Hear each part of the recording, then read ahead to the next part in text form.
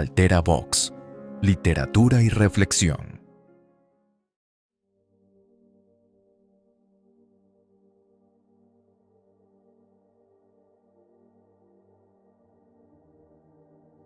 Vieja amiga, oscuridad, otra vez quisiera hablar porque he tenido nuevamente una visión que suavemente iba cambiando mi manera de pensar. La oigo hablar, la escucho en el silencio.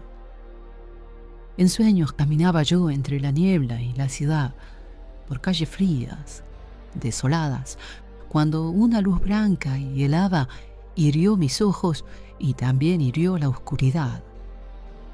La vi brillar. La veo en el silencio. En la desnuda luz miré, vi 1000 personas, tal vez más. Gente que hablaba sin poder hablar. Gente que oía sin poder oír. Y un sonido que los envolvía sin piedad. Lo puedo oír. Sonido del silencio. Entonces yo les quise hablar, les quise ayudar. Quise sentirlos como hermanos. Quise tomarlos de las manos, pero no podían. No podían despertar ni entender.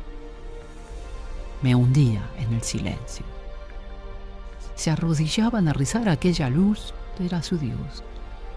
Yo les grité que despertaran, que la verdad allí no estaba, que los profetas no son luces de neón y que Dios siempre habla en el silencio.